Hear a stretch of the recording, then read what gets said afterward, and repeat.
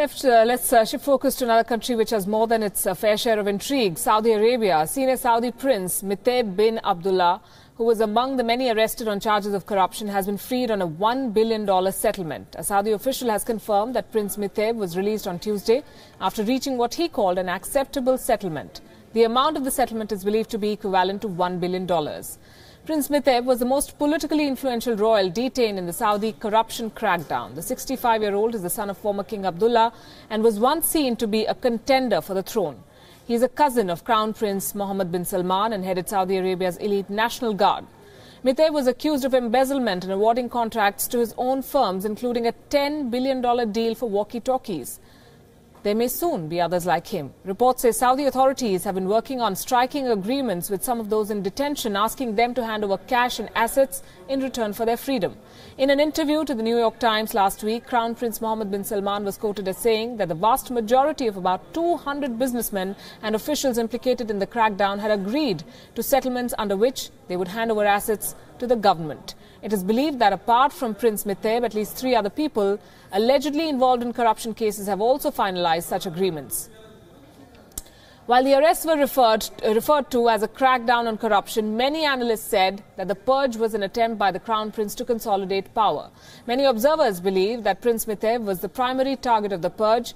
He was the head of the 100,000-strong National Guard, and he represented the last great power centre left standing after the toppling of the former Crown Prince Mohammed bin Naif.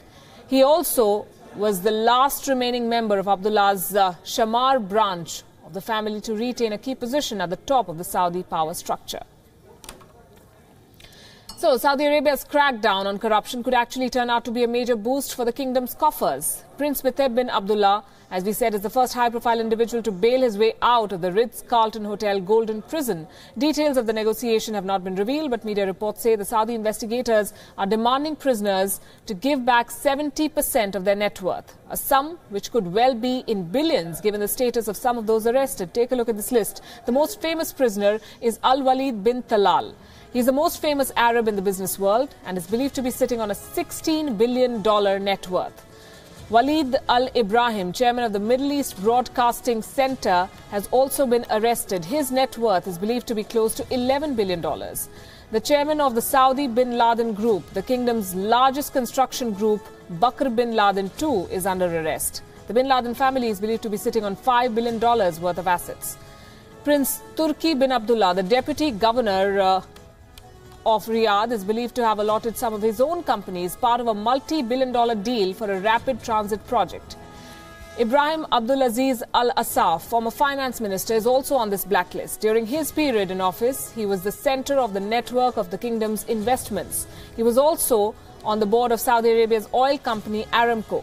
Prince Turki bin Nasser, head of the presidency of the Met and Environmental Department, is accused of having taken cuts worth tens of millions of dollars through the 80s and the 90s from arms deals that he led.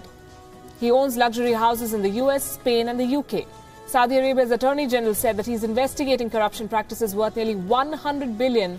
Getting back 70% of such a sum will certainly benefit Saudi Arabia's coffers, which have been depleting due to lowering oil prices. And tracking the story for us on WION is my colleague Daniele Pagani. He's joining us live this evening. Good evening, Daniele. What is going on? Is this a crackdown on corruption, or is this the state officially extorting money from some of the former royals?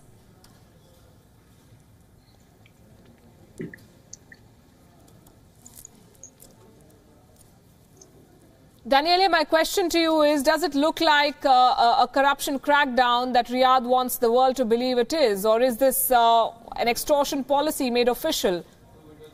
Well, I would say both, in the sense that it is pretty well known that the echelon of power in Saudi Arabia have relied on a massive amount of corruption to the expenses of the kingdom's coffer.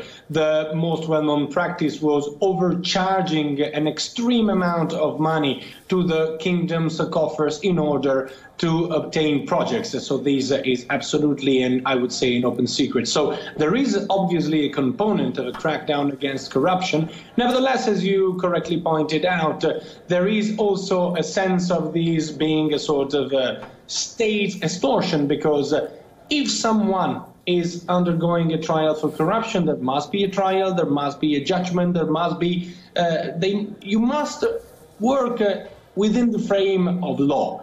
And this is not happening. It seems that there are kind of private settlements happening between the Saudi authorities and the princes and the functionaries and the high-profile people who are currently held prisoners.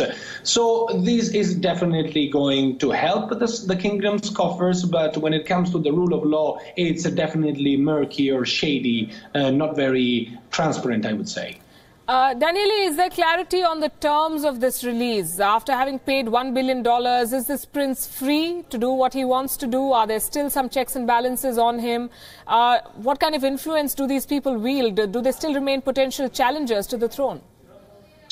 Well, in case of the prince who was recently released, I don't think he is a problem anymore. And that's why he actually managed to walk free after paying $1 billion. The terms and conditions of the agreement, as all the system of justice in Saudi Arabia, when it comes to the echelon, when it comes to the House of Saud, is obviously not open. We will never know. It has been also pretty difficult to understand. Actually, it is impossible to understand who exactly are all the princes and all the functionaries and all the people who are currently detained. It is not in public domain. This is very much something that depicts, portrays how in Saudi Arabia justice is carried on. So to answer your question, I don't think he poses a threat anymore to the Saudi crown prince, because the most powerful military body, the National Guard, which is formed out of elements coming from tribes very much attached and faithful and close to the House of Saud, is not in his hands anymore. It was the last military branch that Mohammed bin Salman,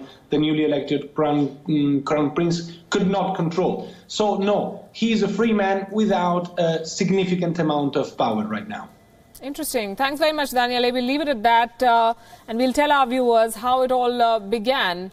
At the beginning of this month, Saudi Arabia conducted a massive crackdown on corruption, so big that as many as 11 princes were arrested. Analysts had called it a significant move as Crown Prince Mohammed bin Salman cements his grip on power. Here's what's been happening in the country over the past few months. Developments that make observers ask whether Saudi Arabia is indeed being reshaped.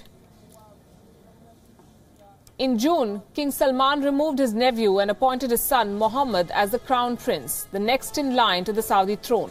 On the day he was appointed, US President Donald Trump called him up to congratulate him.